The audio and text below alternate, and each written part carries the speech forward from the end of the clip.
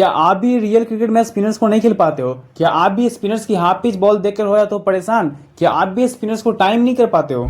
अरे हाँ भाई हाँ। यो व्हाट्सअप गाइस, सो कैसे हैं आप लोग? आज के इस इंटरेस्टिंग वीडियो में हम लोग बात करने वाले हैं कि रियल क्रिकेट में स्पिनर्स को कैसे खेले।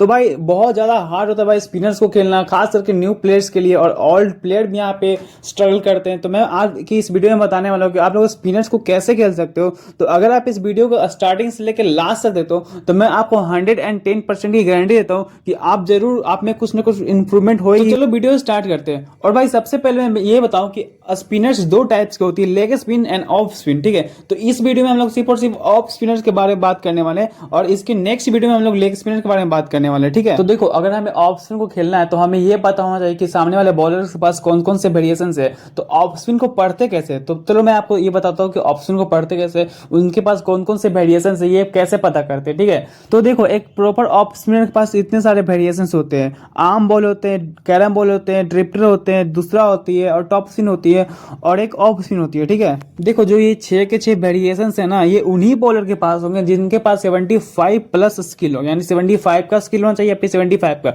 जैसे कि ब्रोंज का एक प्लेयर है एन राधा कृष्णन, उनके पास 75 का स्किल है, तो उनके पास ये सब के सब वेरिएशन होंगे। और देखो, जो ऑफ स्पिनर के पास 70 से लेकर 74 तक का स्किल होती है, उसके पास भी सारा का सारा बॉल होती है, लेकिन उसके पास सिर्फ एक बॉल नहीं होती जिसका नाम है ड्रिफ्टर, ठीक है। तो चलो अब बात करते हैं ऑफ स्पिनर को खेलना इतना ज्यादा हार्ड क्यों है। तो देखो, ऑफ स्पिनर क्या करता है कि एक ही डायरेक्शन में दोनों बॉल फेंकता है, दूसरा बॉल ही फेंकता है और कैरम बॉल ही फेंकता है। जैसा कि आप इस वीडियो में देख सकते हो, ये जो है कैरम बॉल है, सेम डायरेक्शन में फेंक रहा है, इधर फेंक रहा है ना, ये इस डायरेक्शन में फेंक रहा है कैरम बॉल, और अब देखना सेम डायरेक्शन में दूसरा बॉल भी फेंक रहा है। तो ये एक बहुत दिक्कत हो जाती है, बहुत बड़ी दिक्कत हो जाती है खेलने में। जैसा कि आप इस पिक्चर में देख सकते हो, एक ऑफ स्पिनर है जो कि एक ही सेम डायरेक्शन में दूसरा बॉल भी फेंक रहा है और कैरम बॉल भी फेंक रहा है। और एक और बात, जो ऑफ स्पिनर के पास 70 से नीचे टाइमिंग होती है ना, उसके पास कैरम बॉल नहीं होती, उसके पास सिर्फ दूसरा होगी, लेग स्पिन होगी, टॉप स्पिन होगी और आर्म बॉल होगी। तो खेलना बहुत आसान हो जाता है। जिसके पास कैरम बॉल नहीं होता, जिसके पास 70 से नीचे स्किल होती है। तो वीडियो को यहाँ तक देखने के बाद आपको ये तो पता चल ही गया हो कि ऑफ स्पिनर के पास कौन कौन सी वेरिएशन होती है। और अब हमें किन बातों का ध्यान रखना है। आप देखो, जब भी मल्टीप्लेयर गेम खेलते हो ना,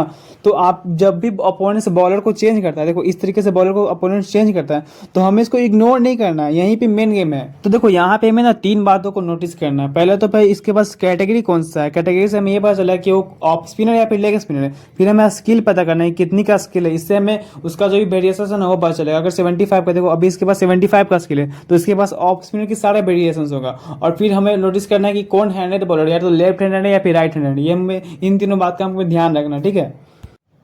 तो देखो, हमें ये तो पता चल गया ना कि ऑफ स्पिनर के पास कौन कौन सी वेरिएशन होती है। तो अब हम आपको ये बताएंगे कि उनको उन वेरिएशन को वो खेलते कैसे हैं। तो पहले बात करते हैं कैरम बॉल के लिए और टॉप स्पिन बॉल के लिए। तो ये दोनों बॉल का टाइमिंग सेम ही होता है। तो अगर कैरम बॉल और टॉप स्पिन बॉल अगर फुल पेस में है तो हाथ से छूटते ही हमें बटन को दबा देना है, ठीक है। और अगर लो पेस में है तो थोड़ी देर हाथ से छूटने के तुरंत बाद हमें दबा देना है, ठीक है। और बाकी अगर जैसे जैसे आप खेलोगे उतना ज़्यादा आप टाइमिंग कर पाओगे, वो सब प्रैक्टिस पे डिपेंड करता है। और अब बात करते हैं आर्म बॉल के लिए, ड्रिफ्टर बॉल के लिए, दूसरा बॉल के लिए। तो ये इन तीनों का टाइमिंग सेम ही है। बॉल अगर स्लो पेस में है तो टप्पा खाने के बाद हमें बटन को प्रेस करना है, और अगर फुल पेस में तो अकॉर्डिंग तो आप समझ जाओगे ना। अगर इन तीनों का टाइमिंग नॉर्मल है, जो आप नॉर्मल करते हो वैसे करो। और अब बात करते हैं ऑफ स्पिनर का। तो जो ऑफ स्पिनर बॉल है ये ना उतना ज़्यादा जंप नहीं करती है। अगर देखो, अगर ऑफ स्पिनर बॉल फेंकोगे तो वो क्या होती है कि वो नीचे नीचे ही जाती है। अगर ऑफ स्पिनर कोई तुमको बॉल फेंक रहा है तो आप आराम से पढ़ लोगे, क्योंकि उसका डायरेक्शन अलग होता है, तो आप उसको आराम से टाइम करके मार सकते हो। तो मेन तो प्रैक्टिस पे, आप बॉल को पढ़ रहे हो तो प्रैक्टिस करो, जितना प्रैक्टिस करोगे उतना ज़्यादा परफेक्ट हो जाओगे। तो अब नेक्स्ट वीडियो में हम लोग बात करने वाले हैं जो क्या बोलते हैं लेग स्पिनर के बारे में हम लोग बात करने वाले हैं। तो अगर आपको वीडियो अच्छी लगी हो तो लाइक कर देना, चैनल को सब्सक्राइब कर देना। मिलते हैं किसी और न्यू इंटरेस्टिंग वीडियो में। और हाँ, अगर आपको कोई भी डाउट है तो कमेंट में आप अपना कमेंट कर सकते हो, मैं उसका पूरा रिप्लाई करने की कोशिश करूँगा। तो अगर आप लोग चैनल पर बिल्कुल नए हो और आपको कुछ सीखने को मिला तो प्लीज़ चैनल को सब्सक्राइब कर देना, ठीक है, और एक कमेंट कर देना भाई।